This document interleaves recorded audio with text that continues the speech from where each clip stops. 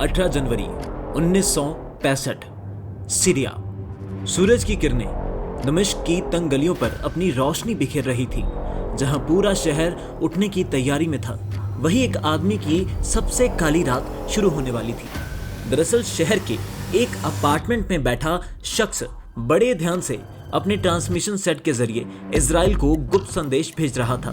वो इसमें इतना मशरूफ था कि उसे कोई भी अंदाजा नहीं था कि उसके दरवाजे पर कौन दस्तक दे चुका था। सीरियन आर्मी ने उसके रेडियो सिग्नल्स को ट्रेस कर लिया था और कुछ ही पलों में सैनिकों ने पूरे इलाके को घेर लिया था। इसके बाद एक जोर से धमाका होता है और अपार्टमेंट का दरवाजा नीचे गिर जाता है।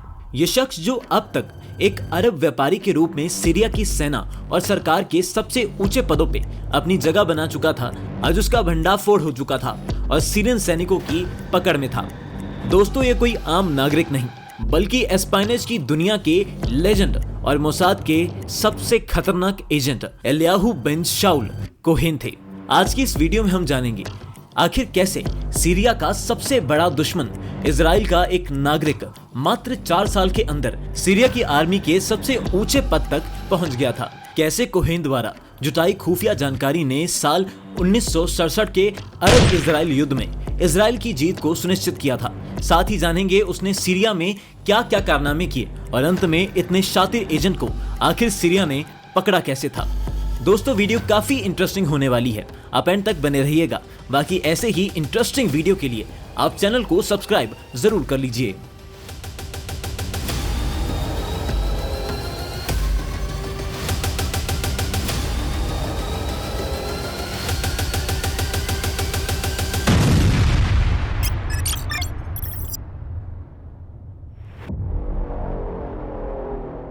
वीडियो में आगे बढ़ने से पहले एक बहुत बड़ी अनाउंसमेंट। अनअकैडमी लाया है यूपीएससी में अब तक का सबसे बड़ा ऑफर। प्रीलिम्स 2026 की तैयारी सिर्फ 17,999 में और साथ ही मिलेगा 12 महीने तक का फ्री एक्सटेंशन भी इंडिया के टॉप एजुकेटर्स और बेस्ट कंटेंट के साथ। ये है अब तक का लोएस्ट एवर प्राइस जो दोबारा कभी नहीं आएगा। तो देर किस बात की, आज ही एनरोल करें। आईएएस बनने का पहला कदम आज से ही शुरू करें, लिंक डिस्क्रिप्शन में है। Enrol now. दोस्तों, कोहेन की ऐसा खतरनाक जासूस बनने की कहानी इजराइल में नहीं, इजिप्ट में शुरू हुई थी। साल था 16 दिसंबर 1924। मिस्र के अलेक्जेंड्रिया शहर में कोहेन का जन्म हुआ था। वो एक यहूदी परिवार से बिलोंग करते थे। कोहेन को बचपन से ही नई नई चीजें सीखने का काफी शौक था। वो अक्सर अपने घर की बालकनी में बैठा करते थे और वहां से आती जाती गाड़ियों के नंबर्स को एक बार देखकर ही याद कर लेते थे। 1949 में यहूदियों के लिए इजराइल एक नया देश बनता है और इजिप्ट में यहूदियों के खिलाफ वैसे ही उत्पीड़न होता है। इसी कारण उनके माता पिता और 3 भाई इजराइल चले जाते हैं, मगर कोहेन इजिप्ट में ही अंडरग्राउंड रहकर अपनी इलेक्ट्रॉनिक्स की पढ़ाई पूरी करने का निर्णय लेते हैं। उन दिनों इजिप्ट में ऑपरेशन गोशेन चल रहा था, जिसमें यहूदियों को गुप्त रूप से इजराइल भेजा जा रहा था। यहाँ से कोहेन अपनी पहली बार जासूसी की दुनिया में कदम रखते हैं और इस ऑपरेशन का हिस्सा बनते हैं। लेकिन 1954 में सब कुछ बदल जाता है। गमाल अब्देल नासिर किंग फरोग की सत्ता पलट देते हैं और खुद प्रधानमंत्री बन जाते हैं। इसके बाद नासिर एक अभियान चलाते हैं जिसमें यहूदियों को देशद्रोही और जासूस कहकर मिस्र से निकालना शुरू कर देते हैं। कोहेन को भी एक बार जासूसी करने के शक में पकड़ लिया जाता है, लेकिन कोई ठोस सबूत नहीं मिलने के कारण उन्हें छोड़ तो दिया जाता है, पर इसके बाद उन्हें देश निकाला दे दिया जाता है। इसके बाद 8 फरवरी 1957 में फाइनली कोहेन इजराइल आ जाते हैं। इजराइल में उनके लिए शुरुआती दिन काफी मुश्किल थे। कोहेन अरबी, फ्रेंच, इंग्लिश और हिब्रू बोलने में काफी माहिर थे और इजिप्ट में जासूसी की दुनिया से थोड़ा जुड़ भी चुके थे। इसी कारण वो मोसाद के साथ बतौर एजेंट जुड़ने का फैसला लेते हैं, मगर मोसाद उनका एप्लीकेशन फॉर्म ठुकरा देती है। कुछ कोशिशों के बाद उन्हें मिलिट्री की इंटेलिजेंस विंग अमान में हफ्ते और महीने की मैगजीन को ट्रांसलेट करने का काम मिल जाता है। यहाँ भी कोहेन की किस्मत ज्यादा दिन साथ नहीं देती और कुछ महीनों बाद कोहेन को काम से निकाल दिया जाता है। उसके बाद वो एक डिपार्टमेंट स्टोर में अकाउंटेंट की जॉब करने लगते हैं। अब कोहेन का जासूसी की दुनिया से दूर दूर तक कोई ताल्लुक नहीं था और उनका जीवन भी अलग दिशा में चल पड़ता है। ऐसे ही एक दिन कोहेन का भाई उनसे मिलने आता है। उस दिन कोहेन के भाई के साथ नादिया नाम की एक इराकी नर्स भी थी। यहाँ इन दोनों में बातचीत होती है जो देखते ही देखते प्यार का रूप ले लेती है। फाइनली 31 अगस्त 1959 को नादिया और कोहेन शादी कर लेते हैं। कोहेन अब एक परिवार शुरू करने का सोचते हैं और आम जिंदगी के सपने देखने लगते हैं। बस तभी उनके जीवन में एक ऐसा वाक्य घटता है जो एक झटके में उनके जीवन को बदल के रख देता है। दरअसल इजराइल का जब से जन्म हुआ था तभी से उसका अरब विदेशों से विवाद चल रहा था। वैसे तो इसके कारणों पे अलग ही वीडियो बन जाए, लेकिन साफ शब्दों में कहें तो जमीन को लेके विवाद चलता है। एक तरफ इजराइल खुद को एक अलग देश के रूप में प्रस्तुत करता है, दूसरी तरफ अरब देश कहते हैं इजराइल जैसा कोई देश नहीं है और इजराइल की सारी जमीन फिलिस्तीन की है। आए दिन दोनों तरफ से एक दूसरे पे हमले किए जाते हैं। ऐसे में दुश्मनी के चलते 1960 में सीरिया ने इजराइल का पानी रोक दिया और इससे दोनों देशों के बीच माहौल काफी गर्म हो जाता है। इससे सीरिया के साथ तनाव बढ़ता जा रहा था और एक दिन सीरियाई सेना गोलन हाइट्स इलाके पे हमला कर देती है। ये बिल्कुल इजराइल के बॉर्डर पे था। हमले के साथ साथ सीरिया का प्लान था कि जॉर्डन नदी की सारी ट्रिब्यूटरीज का पानी इजराइल तक पहुंचाने से पहले मोड़ दिया जाए। इजराइल के पास जॉर्डन के पानी के बिना जीवित रहने का कोई रास्ता नहीं था। इसी कारण मोसाद के डायरेक्टर जनरल मीर अमित सीरियाई सरकार में घुसपैठ करने के लिए एक विशेष एजेंट की तलाश शुरू कर देते हैं। जब मौजूदा एजेंट्स में उन्हें इस मिशन के लिए समर्थ नहीं लगा तो अमित ने उन कैंडिडेट्स की फाइलों को खंगाला जिन्हें एजेंसी ने पहले रिजेक्ट कर दिया था। फाइल खंगालते हुए उनके सामने कोहेन का नाम आया। अरबी, फ्रेंच, अंग्रेजी और हिब्रू भाषाओं में माहिर और इजिप्ट में भी जासूसी कर चुके कोहेन उन्हें इस जासूसी मिशन के लिए परफेक्ट लगते हैं। 1960 में कोहेन को मोसाद में भर्ती कर लिया जाता है और यहीं से शुरू होती है वर्ल्ड के सबसे बेस्ट जासूस कोहेन की जिंदगी का सफर। कोहेन को सबसे पहले 6 महीने की ट्रेनिंग दी जाती है। इस ट्रेनिंग में कोहेन को हथियार चलाने, मैप्स रीडिंग करने, दुश्मनों पर वार करने जैसी कई चीजें सिखाई जाती हैं। उनके सामने टेबल पर ढेर सारी चीजें रखी जाती हैं जिनको सिर्फ कुछ सेकंड के अंदर ही पूरी डिटेल के साथ याद करना होता है। उसके बाद उन्हें दुश्मनों की नाक के नीचे से सीक्रेट इंफॉर्मेशन हासिल करने और फिर उसे रेडियो ट्रांसमिशन के जरिए इजराइल तक भेजने की बारीकियां सिखाई जाती हैं। इस 6 महीने की सख्त ट्रेनिंग के बाद फाइनली कोहेन ग्रेजुएट हो जाते हैं। उनकी ग्रेजुएशन रिपोर्ट में साफ लिखा था कि वो एक फील्ड एजेंट बनने के लिए बिल्कुल तैयार है। इसके बाद मोसाद कोहेन के लिए एक पूरी तरह नई पहचान बना देती है। कोहेन अब कमाल अमीन थाबेत बन चुके थे। वो बेरूत में सीरियाई माता पिता के घर पैदा हुए थे। उनकी नकली कहानी के मुताबिक 1948 में थाबेत अपने परिवार के साथ अर्जेंटीना चले गए थे, जहां उन्होंने एक सफल टेक्सटाइल बिजनेस शुरू किया था। अपनी इस नई पहचान के तहत वो एक कट्टर सीरियाई देशभक्त था जो अपने देश जाकर उसकी सेवा करना चाहता था। अब इस पहचान को और मजबूत बनाने के लिए 1961 में मोसाद कोहेन को अर्जेंटीना की राजधानी ब्यूनोस एरिस भेजती है। वहां जाते ही उसने अर्जेंटीना में मौजूद सीरिया के अधिकारियों के साथ संबंध बनाने शुरू कर दिए थे। कोहेन शानदार पार्टियां रखते और इन पार्टियों में बड़े बड़े राजनेताओं, व्यापारियों को इनवाइट करते थे। धीरे धीरे इन पार्टियों के जरिए उसने सीरियाई दूतावास और सेना के अधिकारियों से भी नजदीकियां बढ़ाना शुरू कर दिया था। कुछ समय बाद कोहेन ने कर्नल अमीन अल हाफिज को अपना काफी अच्छा दोस्त बना लिया था, जो उस समय ब्यूनोस एरिस में सीरिया सेना के अधिकारी थे।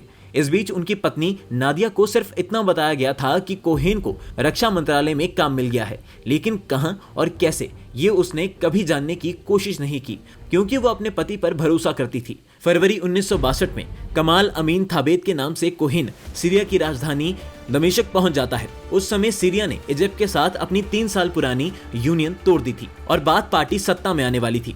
कोहेन को लगा कि ये सीरिया में रहने का सही समय है। इससे वो नई सरकार के उच्च अधिकारियों से जान पहचान बना सकते हैं। उन्होंने अर्जेंटीना में सीरियाई मिलिट्री अटैची जनरल अमीन अल हाफिज से तो पहले ही दोस्ती कर ली थी, जो बाद में सीरिया के राष्ट्रपति बने। दमिश्क पहुंचने के बाद उन्हें ब्यूनस एरिस के प्रभावशाली लोगों से मिले सिफारिशी पत्रों की मदद से जल्द ही ऊंचे लोगों में जगह बना ली थी। कोहेन ने दमिश्क में भी वही तरीका अपनाया जैसा ब्यूनस एरिस में किया करता था, जहां लोग खुलकर राजनीति की बातें करते थे, ऐसे कैफे और सामाजिक आयोजनों में जाते। उसके बाद कोहेन दमिश्क में रहकर एक इंपोर्ट एक्सपोर्ट बिजनेस शुरू कर देते हैं, जिससे उन्हें उच्च सत्र के अधिकारियों से संपर्क बढ़ाने में मदद मिलने लगी थी। अपने घर पर ही शानदार पार्टियां देते, जहां बड़े सैन्य अधिकारी, मंत्री, व्यापारी और अन्य महत्वपूर्ण लोग आते थे। इन पार्टियों में अधिकारी खुलेआम सेना की योजनाओं और गुप्त जानकारी पर चर्चा करते थे। कोहेन शराबी बनने का नाटक करते, जिससे लोग उनके सामने बेझिझक सारी बातें बोल देते थे। कोहेन इन बातों को ध्यान से सुनते और जरूरी जानकारी इजराइल भेज देते थे। इस तरह कोहेन ने सीरिया की सरकार और सेना के सबसे गहरे राज हासिल कर लिए थे, जिसका इस्तेमाल इजराइल ने आगे जाकर गोलन हाइट्स पर हमला करने में किया था। 1963 तक दमिश्क में कोहेन ने लगभग सभी सत्ताधारी नेताओं का विश्वास जीत लिया था। इसके बाद एक दिन कोहेन को सीरिया के जनरल अमीन की तरफ से सैन्य ठिकानों पर जाने का न्योता आता है। इस दौरान उन्हें सीरिया के कब्जे वाले गोलन हाइट्स का दौरा करने का मौका मिलता है, जहां से कोहेन इजराइल के खेतों, गांवों और सड़कों को देख सकते थे। यहीं से सीरिया की सेना अक्सर मोर्टार हमले किया करती थी। गोलन हाइट्स का दौरा उस समय बहुत कम लोगों को नसीब होता था, क्योंकि यहाँ सेना के सीक्रेट बंकर और आर्टिलरी रखी गई थी। कोहेन ने इस दौरे का ऐसा फायदा उठाया जो सीरिया के सबसे ऊंचे पद के सैनिक भी कभी नहीं सोच सकते थे। कोहेन सीरिया के सैनिकों को धूप से बचाने के लिए हर सैन्य बंकर के पास नीलगिरी के पेड़ लगाने का सुझाव देते हैं। इसके साथ उन्होंने सीरिया के अधिकारियों को यह यकीन दिलाया कि इन पेड़ों से इजरायली सेना को लगेगा कि वहां कोई सैन्य ठिकाना नहीं है। कोहेन की ये चालाकी 1967 में 6 दिनों के युद्ध के दौरान दिखाई देती है। इस युद्ध में इजराइल ने इन्हीं पेड़ों को टारगेट के रूप में इस्तेमाल किया था। कोहेन की बहादुरी, तेज दिमाग और खुफिया जानकारी की मदद से इजराइल ने सिर्फ 2 दिनों में गोलान हाइट्स पर कब्जा कर लिया था। 1964 की शुरुआत में सीरिया एक बार फिर जॉर्डन नदी के पानी को इजराइल की सीमा से दूर मोड़ना चाहती थी। इस प्रोजेक्ट पर काम करने वाले अधिकारी कर्नल हातूम और कर्नल दाली कोहेन के काफी अच्छे दोस्त थे। कोहेन इस बात की इंफॉर्मेशन मिलते ही इजरायली इंटेलिजेंस को रेडियो संदेश भेजकर आगाह करते हैं कि सीरियाई गोलान हाइट्स के पूरे क्षेत्र में एक नहर खोदी जा रही है, जिससे जॉर्डन नदी की मेन नदियों में से एक का पानी मोड़कर जॉर्डन क्षेत्र में भेजा जाएगा। अगर ये योजना सफल हो जाती तो इजराइल की जल आपूर्ति पर गहरा प्रभाव पड़ने वाला था। कोहेन इस योजना से जुड़े हर दस्तावेज को विस्तार से इजराइल पहुंचा देते हैं और इधर सीरिया को पता ही नहीं था कि उनकी एक गुप्त योजना इजराइल तक पहुंच चुकी है। एली ने इतनी सटीक जानकारी दी कि इजरायली वायुसेना तुरंत कार्रवाई के लिए तैयार हो जाती है। एक दिन जब सीरिया के इंजीनियर और मशीनें तेजी से काम कर रही थी, अचानक आसमान में इजरायली लड़ाकू विमानों की आवाज गूंज उठती है। इससे पहले कि सीरियाई सेना कुछ समझ पाती, विस्फोट की आग में वहां काम कर रहे बुलडोजर और अन्य भारी मशीनरी तहस नहस हो चुकी थी। सीरिया को इस रहस्यमयी हमले ने हिला के रख दिया था। उन्हें ये अंदाजा तक नहीं था कि उनके ही बीच बैठा एक व्यक्ति ये सब करवा रहा था। अब सीरिया को एहसास हो गया था कि कोई तो है जो अंदर की बातें लीक कर रहा है। इसलिए सीरिया ने खुफिया अधिकारी कर्नल अहमद सुवेदानी सर्च करना जारी कर देते हैं, लेकिन उस समय उनके हाथ कोई सुराग नहीं लगता। वहीं दूसरी तरफ नवंबर 1964 में कोहेन गुप्त रूप से इजराइल वापस चले जाते हैं। इस बार कोहेन एजेंसी को अपना मिशन खत्म करने की इच्छा जताने लगते हैं, क्योंकि अब वो अपनी वाइफ नादिया के साथ रहना चाहते थे। लेकिन मोसाद ने उनसे कहा कि वो बस एक बार और सीरिया जाएं, क्योंकि कोहेन की दी गई जानकारियां इजराइल के लिए बहुत मूल्यवान थी। मोसाद के कहने पर एक आखिरी बार कोहेन वापस सीरिया चले जाते हैं। इस बार कोहेन का व्यवहार कुछ बदल गया था। इजराइल से संपर्क करने में वो लापरवाही करनी शुरू कर देते हैं। अब लगभग हर रोज सुबह 8:30 बजे रेडियो संदेश भेजते और कभी कभी दिन में 2 बार भी संपर्क करते थे। इससे उनके पकड़े जाने का खतरा बढ़ने लग गया था। जनवरी 1965 में कर्नल अहमद सुवेदानी एक बार फिर से सर्च ऑपरेशन चलाते हैं, लेकिन इस बार वो सोवियत विशेषज्ञों की मदद लेते हैं और सोवियत द्वारा बनाए गए ट्रैकिंग उपकरण का इस्तेमाल करते हैं। इसके बाद सीरियाई एजेंसियों ने अवैध रेडियो सिग्नलों की निगरानी के लिए कुछ समय तक अपने रेडियो सिग्नल्स को पूरी तरह से बंद कर दिया था। कोहेन हर दिन की तरह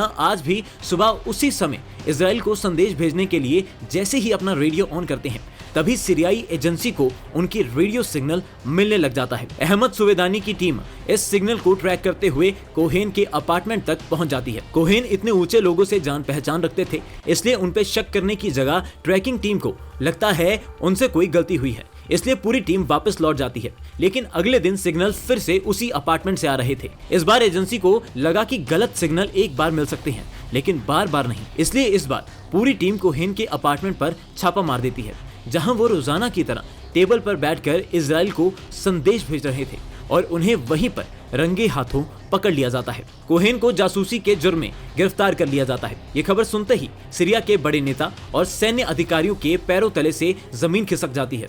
इसके बाद कोहेन के खिलाफ मुकदमा चलाया जाता है, लेकिन ये मुकदमा सिर्फ सीरियाई जनता को दिखाने के लिए एक दिखावा था। कोहेन को मिलिट्री कोर्ट ने जासूसी का दोषी ठहराया और मृत्युदंड की सजा सुना देते हैं। इस बीच इजराइल सरकार ने कोहेन को बचाने के लिए दुनिया के नेताओं और यहाँ तक कि पॉप की सिफारिशें भी लगवाई थी, लेकिन सीरिया ने कोहेन को माफ करने से इनकार कर दिया था। 18 मई 1965 को एली कोहेन को दमिश्क के मरजेस स्क्वायर में फांसी दी जाती है और इस फांसी का सीरियाई टेलीविजन पर प्रसारण किया जाता है। उनकी मौत के बाद उनके शरीर पर एक सफेद पर्चा रखा गया, जिस पर यहूदी राष्ट्रवाद विरोधी बयान लिखे थे। इजरायली इंटेलिजेंस प्रमुख मीर अमित ने उनकी मौत के बाद कहा, उन्होंने जितना हासिल किया वो अन्य लोगों के लिए असंभव था। ये थी एली कोहेन की कहानी, ऐसा जासूस जिसने अपना परिवार और सब कुछ अपने देश के लिए त्याग दिया था। दोस्तों, अगर आपको एली कोहेन की ये कहानी पसंद आई तो वीडियो को लाइक जरूर कीजिएगा और चैनल को सब्सक्राइब जरूर कीजिएगा। जय हिंद।